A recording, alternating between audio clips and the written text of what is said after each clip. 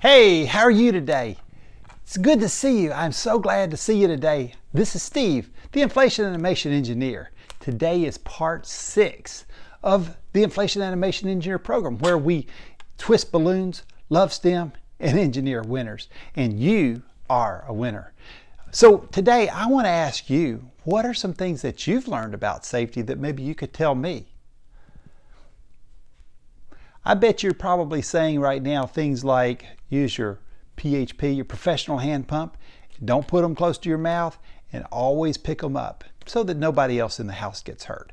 Well, you know, we talk about STEM, science, technology, engineering, and math, and we talked about science being that it was environmental friendly, technology that you learn because you're going and doing research on the internet, and also maybe you're making a video like I am, or in engineering where you're designing things and twisting things differently so that you're more like an engineer. But today I want to talk to you about math, because math is very important. Now, with nobody looking around, let's be honest, just you and me, do you really like math? Is it really something you like? Guess what? A lot of people don't like math, but that doesn't mean that you don't need it. Doesn't mean that you don't use it. It just means you might not like it. But guess what? It's not hard, and there's things you can do that will help you just to get better at it, and that's what I want to talk to you about. So today we're going to make a couple things, but remember what we made yesterday? We made swords. So I'd love to know what kind of swords you made. I like a treasure sword. Or did you make a super duper hero sword where it was a twisty sword and very long, multiple colors like that? Or did you make a fighting sword? Now I told you there was something special about this sword, because you know, if you look at this sword, it's very simple. Wow, that kind of looks like the stem of a flower. In fact, it is a stem of a flower. Did you realize that? What if we just took a balloon?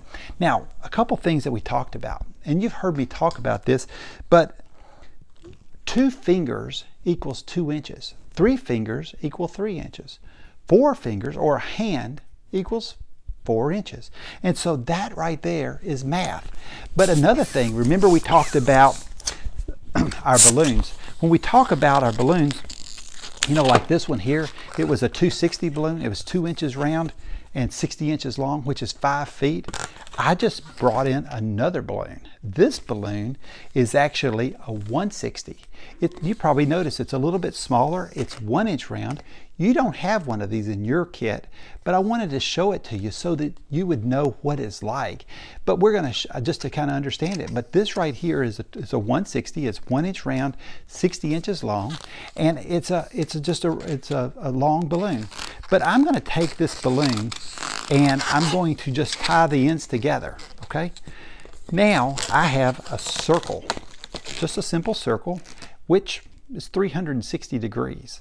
So it goes all the way around. So it's 360 degrees. Now I can take this balloon and divide it in half. And if I pull it apart like this, then I have just, it kind of looks parallel. But if I twist it to where it really is clearly 2 parts, now I take it together, I now have 2 equal circles. Okay? Like a pair of glasses, okay? So I've got 2 equal circles. So that's where I take one balloon with twisting it in the middle. That makes 2 halves. 2 halves is the same as 1 whole, okay? Now I can take it again, kind of find, by pulling that out, I can find my even points there, okay? Then I bring it together and I push it. Now I have fourths, where first I had 1 whole, then I went to 1 half. By twisting it in the middle again, I now have 4 fourths. And so divide it again. So now I've got 4 parts, 1, 2, 3, 4, which also looks like the petal on a flower. So if I were to take this, I could come in at the very top and just make it on top of my sword that we made from yesterday. And now, basically that fast, I was able to use yesterday's balloon by putting a circle that's divided in 4 parts into that. I now have a quick flower. Now, it's proportional doesn't look right. But that's the beginning. If I can make a sword and I can make a circle, I can make a flower. All of a sudden, it's called integration. I can integrate those two parts. So for example, let me show you this. Let's say I take another balloon, and this one we're going to go ahead and just blow it up. This is a 260 green balloon. I'll just lay that right over here on the side, and now I'm going to take a purple balloon. It'll also be a 260, because you've got a 260 and you can do this. Now with that balloon, I'm going to take the two ends. See, I didn't tie it all the way. I left about one finger, maybe two fingers, and then I just bring it, take a knot right in the middle and knot it off.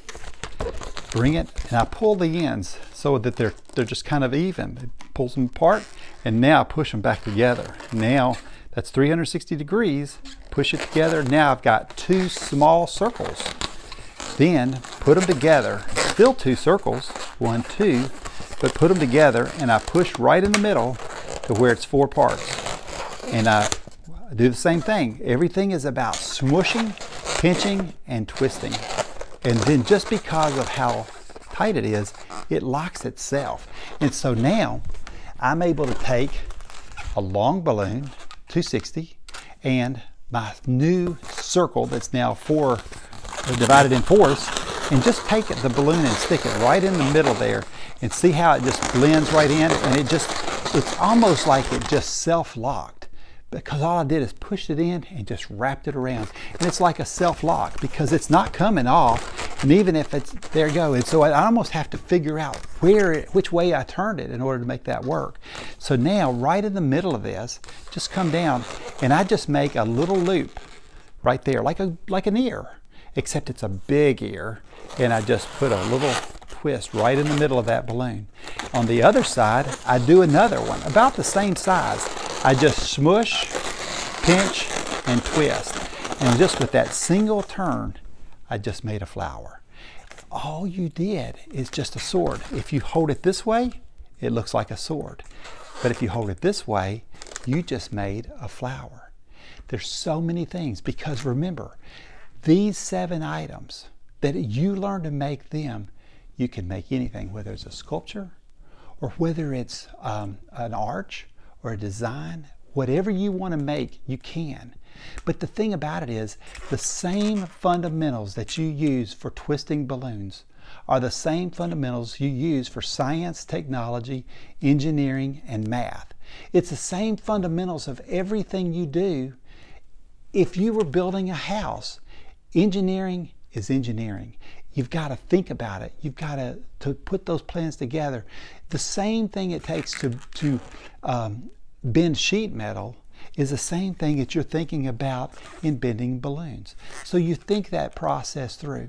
So what's the winning principle that we can learn from something like this? Well, you probably have heard the saying, take time to smell the roses. It's kind of funny. It actually smells just like a balloon dog does. But you know what? It's very important that we do take time to smell the roses. You might be sitting there right now struggling with just making balloons. Remember this, the journey of making a balloon is more important and can be as much fun as making the balloon and setting it there and looking at it. You know, I would rather make lots of balloons and learn different ways of doing balloons as opposed to making one balloon and then just looking at it. You may be different, but the journey of anything we do is sometimes more fun than actually reaching the destination. So I challenge you today, expand your journey.